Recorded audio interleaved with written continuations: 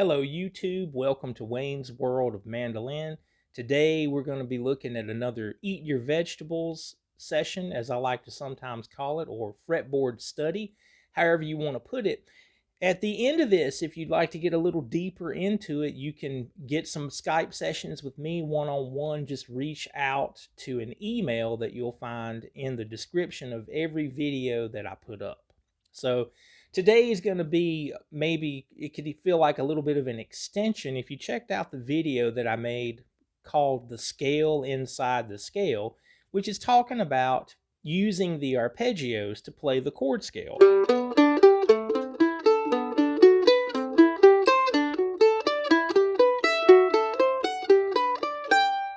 Maybe that concept could have opened some things up for you, made you think different about the fretboard.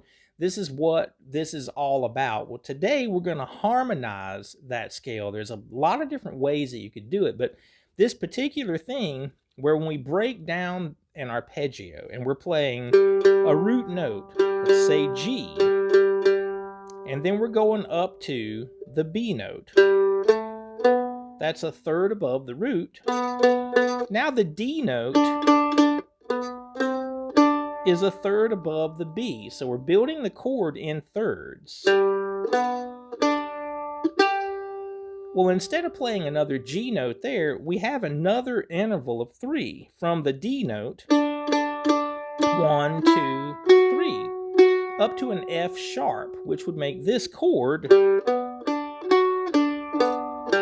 and that would be a G major 7 arpeggio. So what I've done, instead of playing 2 G notes, I've taken the last interval of that scale, or of that arpeggio, and moved it down by 1 interval. And it's not a good thing to look at it as moving it back by 1 fret, because as we're about to see with the next chord that we go up to through the scale, we're going to actually be a whole step or 2 frets flat of that root note when we finish that particular shape. And I want to think of these in shapes. Instead of first position, I'm going to move this across the fretboard so that it creates 8 different shapes that we play. Listen to the sound if we were going to play the chord scale and harmonize it in this way. It would be a G major 7 to an A minor 7, a B minor 7, then we have a C major 7. Every one of those, like instead of a C, that last note, down 1 interval, then onto a D, the dominant 7 chord, E minor 7, then the F sharp, half diminished.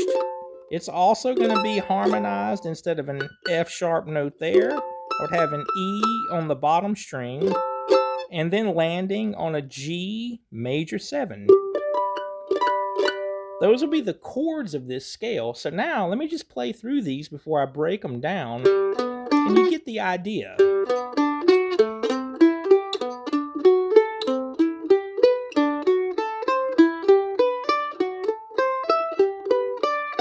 Creating those 8 shapes. So the G major 7. Now the A minor, here again, instead of to an open note or to a closed A, I'm going to keep that interval back.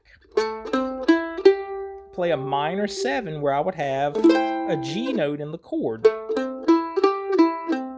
Such an easy shape on mandolin because it's just a little box at the 2nd and the 5th fret. So I've gone from open to the 4th fret. Now 2 and 5. On to the B minor. Here's where we're going to shift into 2nd position. Index finger is going to the 4th fret. I'm going to play B minor 7, 4, 7, 4, 7. Are the fret numbers. Here would be the chord. I have a video up about minor 7 chords that you could check out. Now on to the 5th fret for the C note. And we're back to that bigger shape. Let's make it as easy as we can to process this. We just have 3 frets between our fingers. 5, 9, 5, 9. You can hear those chords, and they're just these little boxes. As we go on to the D chord, we're going to see the first time that we actually have an angle on one end of the box. Again, to make this as easy as possible to kind of process, instead of a D, F sharp, A, D, there it is built in thirds. 1, 2, 3. 1, 2, 3. Another interval of 3. 1, 2, 3. This time to the C note instead of the D, giving us this shape. So there's our fifth chord, D7. Now on to an E minor 7. Back to that shape that we just discovered, 2nd and 5th fret. Now on the D and the A strings, that's an E minor 7. Okay, we're almost there. The 7th chord, half diminished. We have the 4th and then the 7th fret. Notice this angle. It's going to be 3rd and 4th fret here, 3rd and 4th, where it was 3rd and 4th on the D shape. Those same two notes are going to make up that side of the box when we play this F sharp half diminished. And again, we're harmonizing that chord. I'm playing the E note here instead of all the way an octave up to that F sharp. And we can hear that beg to resolve back to the G major 7. So there's an octave up. So there's our harmonized chord scale.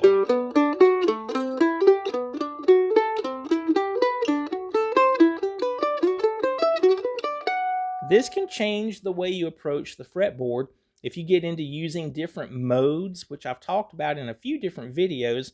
I don't think I have anything at this point specifically titled that, but sometimes I just kind of drift into it in conversation. But think about if you were playing the G scale in an A minor situation for that dark mode.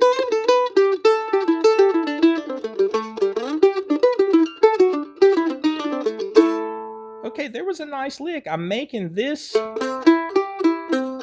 second shape of the chord scale the tonal center, because I'm playing G over the A minor. Now I have these shapes. If I play a closed position blues scale, I have a video that covers those as well if you're not following along here. But look how those shapes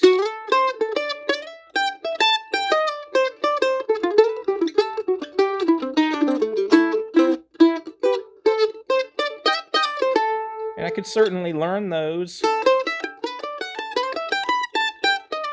I just transposed the A minor 7 to the A and E strings.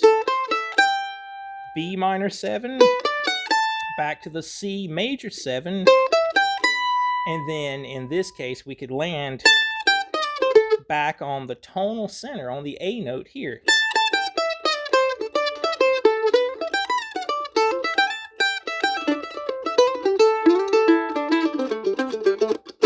Use the G major scale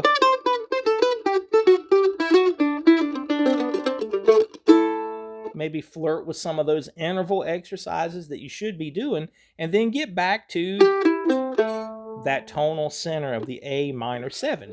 So there's a demonstration of application of what we're talking about today with the harmonized chord scale.